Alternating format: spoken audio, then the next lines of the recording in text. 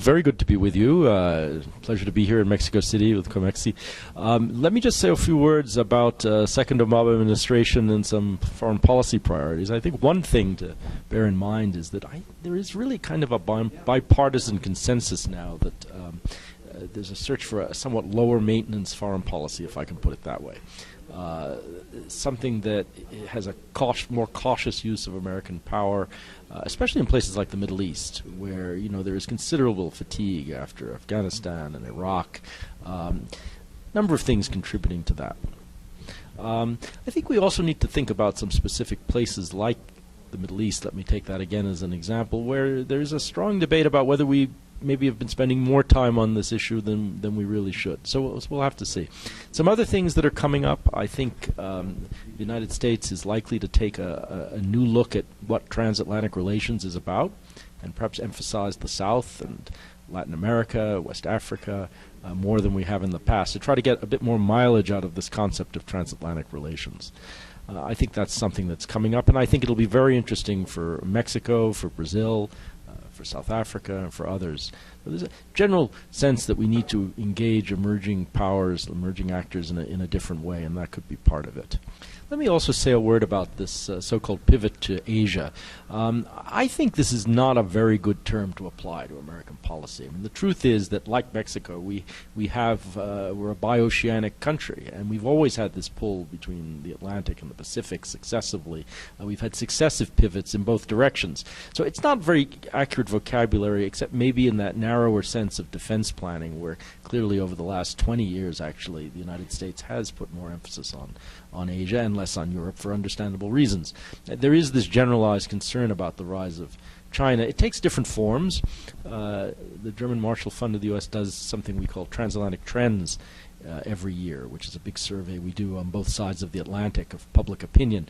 And there has been a noticeable shift, especially among younger Americans who are indeed spending more time thinking about Asia. If you ask young Americans whether they think Asia or Europe is more important to their interests, increasingly they say Asia. So now, the last year, it was up a little bit for Europe because of all the news, not all of it good.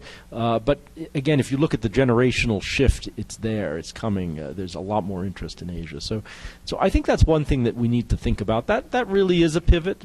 But in broader geostrategic terms, I think the Atlantic still has tremendous weight in American policy. Another thing I could mention to you, if you're looking ahead to the Obama administration's foreign policy priorities, I think a lot of America's international partners are looking for us to become more active on things like the Middle East peace process. There is a tradition of second-term presidents getting more active on this. Clinton did it at Camp David. Bush did it in Annapolis. These weren't successful efforts at the end of the day, but there is a tendency, looking towards the legacy of the administration, and it is the ultimate diplomatic prize to get a comprehensive peace in the Middle East. So there may be something, some greater degree of activism on that could be expected. Well, I think it's true to say that the relationship between the Obama administration and the Israeli government has been uncomfortable for much of the period. It's not that the United States has any less commitment to Israeli security in general. That's certainly still very solid for all kinds of reasons.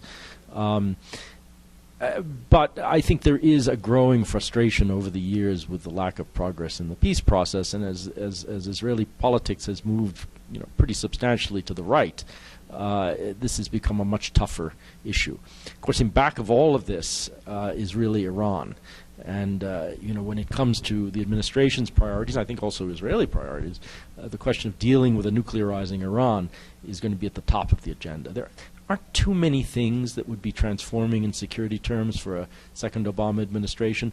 One of them would be to have another disastrous terrorist incident, a la September 11th, on Obama's watch. I think that's very likely.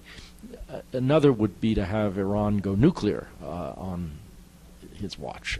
And that is something that I think this administration could be just as tough as even the Bush administration might have been.